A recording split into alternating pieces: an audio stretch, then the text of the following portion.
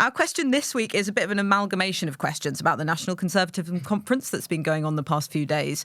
So I'm going to sort of roll them all into one. What is it? What does it mean for Rishi Sunak's control of the party and also the Tories' future? I think, Freddie, you've been hanging around there a bit, haven't you? Dipped out, over the past 3 days, which has been interesting. Yeah, I mean, I think, first of all, we've got to separate out the National Conservatives from the Conservatives. It wasn't a Conservative Party event. It was the National Conservatives, which is a broader sort of global project, and it was basically arguing that the state should be much more central, or the nation should be much more central to Conservative politics. And then from that, you get many variations. I think how it relates to the Conservative Party has been very interesting because you had senior Conservative politicians like Michael Gove, Suella Braverman, Lee Anderson was there, Lord Frost, all come to this conference and basically say completely different things. Mm-hmm. So there was an inherent incoherence about the 3 days, because what you've basically got is a criticism of what they would term as some global liberal elites, which can go down the cultural route. You can basically say, actually, we've got these wokeists who are infiltrating the BBC and everything along that. Or you can go down the criticism of neoliberalism, the economic route. But the Conservative Party politicians who came just didn't know what they thought. I mean, individually they did, but collectively they didn't. You had Michael Gove making some serious criticisms of austerity, of the economic framework that we've now got. But then you also had Jacob Rees-Mogg and Lord Frost going, we need to slash taxes, we need to slash regulation. So they're confused. So that makes me doubt or be sceptical about whether this ideology can take over the Conservative Party. I mean, we ran a great piece by Andrew Gamble, and he basically argued that Liz Truss and Boris Johnson are incarnations of National Conservatism, but just different forms of it. So, I mean, I think if you do take such a broad definition as that, you can throw them all in together. But how their policy or their thoughts on National Conservative manifests in economic policy is yet to be seen. It's really interesting because Andrew Marr, our political editor, has been talking about this conference for a while, and his read was basically that it's this inherited sort of nativist politics from the US. There's been National Conservatism conferences in other countries before now, and actually Conservative politicians have in the past been reprimanded for attending them.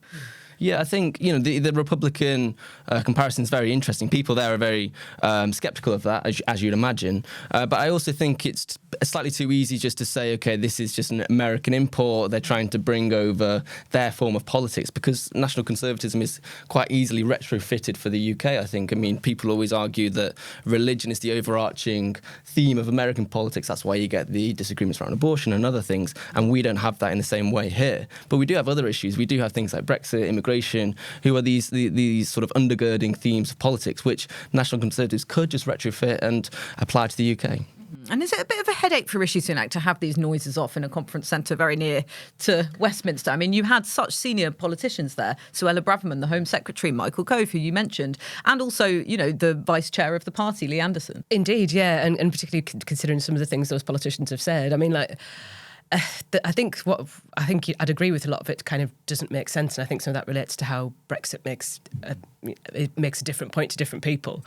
So I think he had a little bit of that, but I also think that considering you had the Home Secretary kind of making a case of how she should do her own job as a kind of coded message to her colleagues was very strange. Michael Gove, who's going to build these houses? Yeah. The Housing Secretary, maybe. Is Suella Braverman going to resign soon, do you think? Resign? Is she planning? Do you think that's where it's heading? I mean, that's kind of something that's put around quite a lot, but I think it's kind of, I haven't seen that would necessarily happen. The way Number 10 kind of reacted to some of the claims that she made was quite interesting. So they were kind of insisting that they had seen her speech and passed it and it was all okay and all fine, even though it was kind of seen as quite a warning to her colleagues, this kind of assertion that the government should manage legal migration more effectively. But then I think you had people like Miriam Cates, who was kind of making an argument against some of the things that David Cameron and George Osborne have done, the two-child limit. That's something that effectively this government has done whilst in this period in office. And similarly you had Danny Kruger kind of making similar criticism. It was kind of, all these things are kind of the conversations that you would be having a year into opposition, not while you were in government. So yes, it's problematic for Rishi Sunak if he kind of doesn't want everyone to just feel despair within his party about their chances at the next election. Yeah, I mean, you mentioned Braverman's comment on the legal migration, and I think it was on the same day that she made her speech saying that, we should train Brits to do more fruit picking and being butchers and lorry drivers and things, that actually the seasonal workers scheme was extended. I think there's 15,000 more visas being given to seasonal workers on that scheme this year. So, the direct contradictions in Cabinet are playing out at this conference that's nothing to do with the party or official government business. It's quite strange. Yeah, very chaotic. And then you have Rishi Sunak's spokesperson having to say, well, no, the Prime Minister doesn't agree with Danny Kruger's, comment that I think it was, what was it? Mothers and fathers sticking together for the children is the only basis of a functioning society. This stuff is a real distraction and kind of sounds a bit crankish and old-fashioned probably to the casual observer. Not that anyone will really casually be observing this. But if you're Rishi Sunak and you've got an election in the next year or 18 months, do you really want to start a fight with loads of people that you're on your front bench when you've just kind of achieved some semblance of unity? I mean, I can understand why the Prime Minister wouldn't want to roll into these problems. So I'm not sure what he does, really. And it comes off the back of the CDO conference, which was over the weekend, the Conservative Democratic Organisation, which is sort of a bunch of Boris Johnson supporters, really, but also a voice for perhaps the grassroots of the party who have always felt a bit neglected by the centre, the people who want to be able to elect their own party chair. What does that say? Is that a different strand of conservatism? Does it show that the party is having a bit of an identity crisis? I think it's a fascinating development. I've used this phrase about them, they're Tory Bennites, in reference to Tony Benn, the Labour socialist, because one of his big projects was to increase internal democracy in Labour, to allow the leader to be elected by activists, to allow party members to have the say over policy at the conference, and for that to then be binding on the leadership and other internal reforms. And you're now seeing a Conservative version of this. The Conservative Party, as we all know, traditionally a much more hierarchical party than Labour. Very little internal democracy. They didn't even get to elect their own party leader until the start of the noughties. If you go to a Conservative conference, they don't really have votes on policy. Party policy is dictated by the leadership and other senior figures. The members don't get a look in. And this, I think, is an inevitable outgrowth of Brexit, which is obviously a referendum, direct democracy. You're now seeing that transplanted into the Conservative Party. And their view is we've been neglected. We didn't get a say over Rishi Sunak, and we want a much bigger say in the future.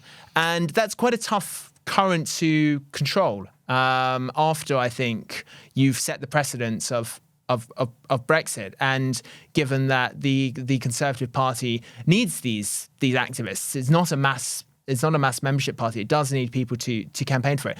What you need is an individual who can rise above it. Can Rishi Sunak do that at the moment? I don't think he can, and I don't see a kind of Cameron-like figure waiting in the wings. What's striking is just how weak the Tory moderate pushback has been, if you like. I think if the Conservatives had any sense, I think the figure they need, assuming they lose the next election, is someone with some of Cameron's socially liberal instincts, but far more left-wing on the economy and public services. Cameron was essentially Thatcherized on the economy with his embrace of austerity. You need someone who's going to recognise the need for greater state intervention, higher public spending, more progressive approach to taxation, which is you can incorporate into a Conservative framework. But I don't see that individual at the moment. Part of the problem is that a lot of the strongest voices for moderation in the Conservative Party are gone. The likes of Roy Stewart, Nicholas Soames, who was a One Nation Tory, people from that tradition. Yeah, I mean, the backlash has been led by Matt Hancock this week, the independent MP. So just to speak to your point, I mean, he's been the one speaking out saying this has gone too far. We need to be we need to be cautious about what we're saying at National Conservative Conference and the CDO. So just to support your point. So which wing is in the ascendant then, or is it just a bit chaotic at the moment? We can't tell. Rachel's completely right. They're already looking to beyond the next election. I mean, Braverman's speech could have completely been read as a leadership pitch. She talked about her backstory. She went through and just ticked them off what you'd normally do. This is my backstory. This is what I want to do with the party, and this is why we should all come together in the end. So it was a 101 of how you deliver a leadership pitch. So that's really tricky for Rishi Sunak because it just means that people aren't behind his project, and they aren't necessarily going to get out there in the next 18 months and try and salvage some sort of, if not victory, then a lesser defeat. So I think it's really tricky. I mean, going forwards, just to speak to George's point again about needing that sort of economic framework that speaks to what Boris Johnson captured in 2019 with more funding for the hospitals, more police, basically saying we're going to try and fix public services after 9 years of austerity. Is that there yet? I don't think so. And part of the reason for that is that everyone's focused on these cultural national issues. That they didn't speak about economics at all in 3 days at National Conservatism because they haven't actually decided what they think. So they can't talk about that.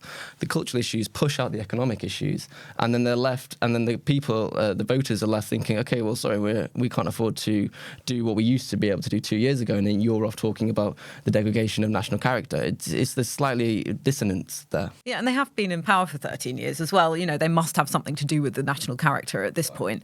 But I thought it was really interesting from your first dispatch from the conference, you said you didn't hear any mention of the NHS or any mention of the economy, like you just said, which is sort of feels detached from reality. Yeah, it's like the elephant in the room from the speeches that I saw. It was that there was no talk about the cost of living crisis, no talk about public services generally.